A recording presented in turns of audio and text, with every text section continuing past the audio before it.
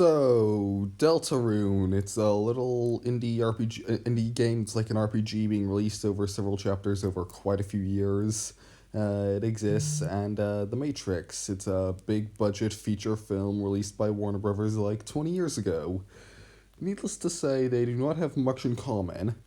But something I noticed a while ago after watching for the Matrix films is there's a weird, just straight up weird amount of connections slash parallels between those films, particularly the first one, and the secret bosses of Deltarune. And when I say the secret bosses, I want you to note that I'm making this video in March of 2023, so that means basically that there's only Jevil and Spamton.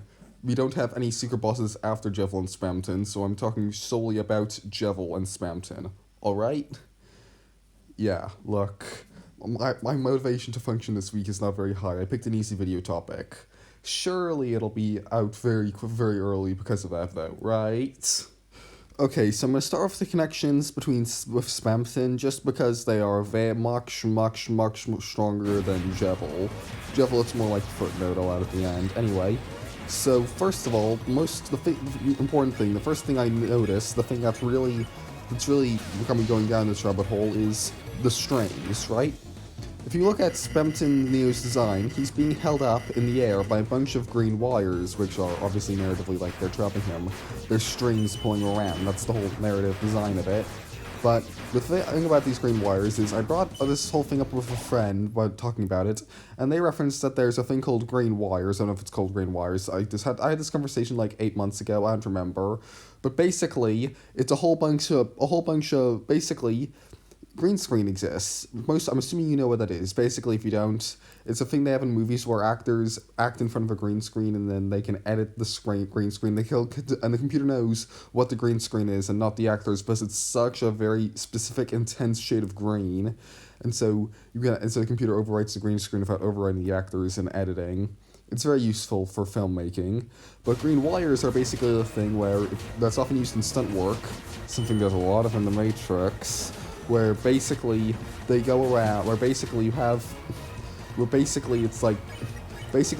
of wires holding up the actor and moving them around, and it's done for stunt work, rather than create scenes where the actor is flying.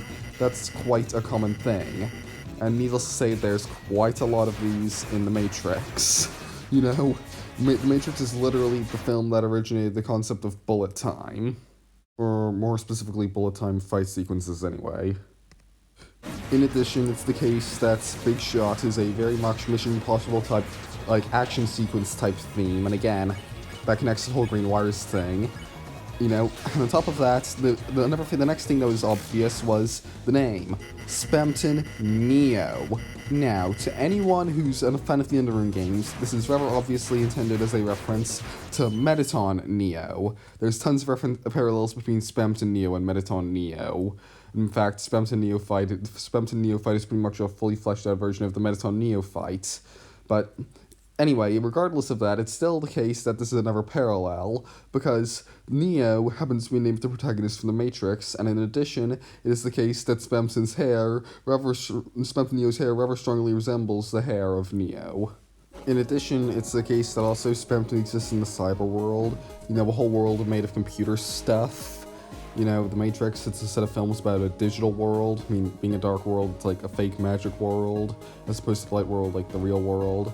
I mean, it's not exactly parallel to The Matrix in that sense, as in, the dark worlds are more real than The Matrix. It's just a straight up lie created by computers, whereas, but like, it's a computery shit world. There's a parallel to be drawn there, albeit a very small one. Oh, and it's also the case that Spamton is seeking freedom, albeit not really from the cyber world, but just freedom in general, but that's another very small parallel. Yeah, and now on to Jevil. At least on a surface level, it appears that he has knowledge that makes him free, and that's where he derives all his power from. Now, I don't think this is actually true. I plan to do a full video deep diving on the character of Jevil at some point, because it's real damn interesting. But anyway, at least on a surface level, he appears to be free because his mind is free. He is in ways free from the world. Now, in the Matrix films, Neo, because he knows he's in the Matrix, well, okay, so Neo is the chosen one in the Matrix films. It's complicated plot shit, okay? But that means that once he knows he's in the Matrix, he can just control it. He can do anything, you know? But it's like, Jevil can do anything because he knows the world he's in is fake, and then in the film, Neo can do anything because he knows the world he's in is fake. That's another connection. In conclusion, are these parallels particularly strong? Depends on the case. Are they intentional? Probably not. Thus, they do not mean anything either.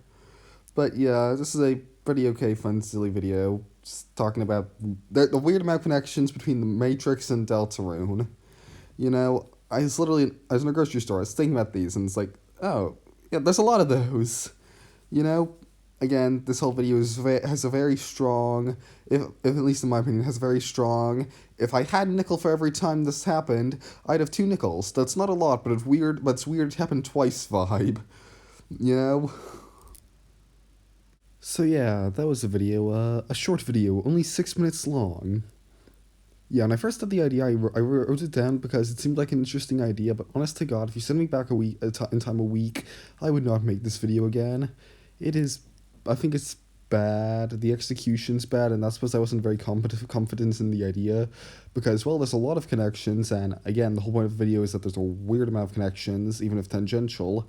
They're very tangential, which meant that I did not deliver them very confidently. In addition, I was in a rush to record this, so the audio came out very bad. A lot of spit noises got into the audio, as in more than any of our previous video on this channel, so that's real bad. And yeah, ultimately I wish I didn't make this video. I mean, part of why I think I procrastinated on it so much was not just because I'm having a bad week of executive function disorder, but also because I'm not really interested in this video. I don't really want to make it. I'm just making it to get something out and it'll be easy. Or at least that's why I decided to go for it. So yeah, expect something better next week. Lol.